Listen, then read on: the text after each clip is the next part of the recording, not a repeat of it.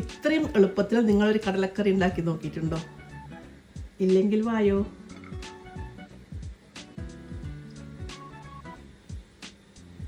കടല 6 മണിക്കൂർ കുതിർത്ത് വെച്ച് കഴുകി വൃത്തിയാക്കി എടുത്തതാണിത്. 250 ഗ്രാം കടലയാണിത്. ഞാൻ കുറച്ചധികം ഉണ്ടാക്കാറുണ്ട് 2 ദിവസത്തേക്ക് വേണ്ടിയിട്ട്. മിക്സിയുടെ ജാറിലേക്ക് 2 വലിയ സവാള കട്ട് ചെയ്തിടുന്നുണ്ട്. മീഡിയം സൈസിലെ 2 തക്കാളി, 6 വെളുത്തുള്ളി അല്ലി, 1 കഷ്ണം ഇഞ്ചി, 2.5 ടേബിൾ സ്പൂൺ മല്ലിപ്പൊടി, 2 സ്പൂൺ മുളക് പൊടി, എരിവ് നോക്കിയിട്ട് ചേർത്താൽ മതി, 2 ടേബിൾ സ്പൂൺ ചിക്കൻ മസാലപ്പൊടി, 1 ടീസ്പൂൺ മഞ്ഞൾപ്പൊടി. ഇതിലേക്ക് കുറച്ച് വെള്ളം ഒഴിച്ച് അരച്ചു കൊണ്ടുവരാം.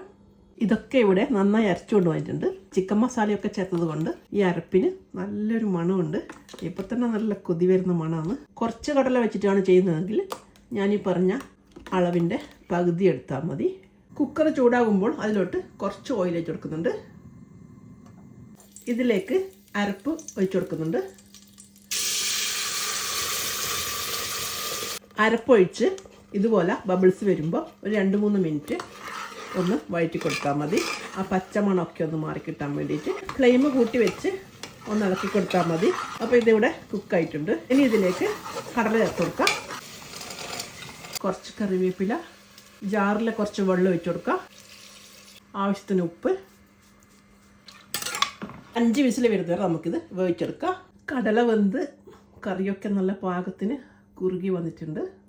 കറിയിലേക്ക് താളിച്ചൊഴിക്കാൻ വേണ്ടിയിട്ട് വെളിച്ചെണ്ണ ചൂടാകുന്നുണ്ട്. അതിലോട്ട് കുറച്ച് കടുക് ഇട്ട് കൊടുക്കുന്നുണ്ട്. വറ്റൽമുളക്, തേങ്ങാക്കൊത്തുണ്ടെങ്കിൽ അതും ചേർത്ത് കൊടുക്കാം. ഉള്ളി, കറിവേപ്പില മൂപ്പിച്ചെടുക്കാം. തേങ്ങാക്കൊത്തും ഉള്ളിയും വേണമെങ്കിൽ ചേർത്ത് കൊടുത്താൽ മതി.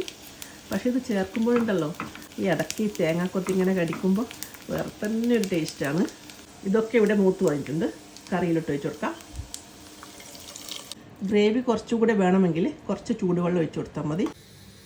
അങ്ങനെ നമ്മുടെ എളുപ്പത്തിൽ ഉണ്ടാക്കാൻ പറ്റുന്ന കടലക്കറി ഇവിടെ റെഡി ആയിട്ടുണ്ട്. ഇതുപോലെ ഉണ്ടാക്കി നോക്കാത്തവരാണെങ്കിൽ ഒന്ന് ഉണ്ടാക്കി നോക്കണേ. ഇഷ്ടപ്പെട്ടാണ് സപ്പോർട്ട് ചെയ്യാൻ മറക്കല്ലേ. See you next time. By.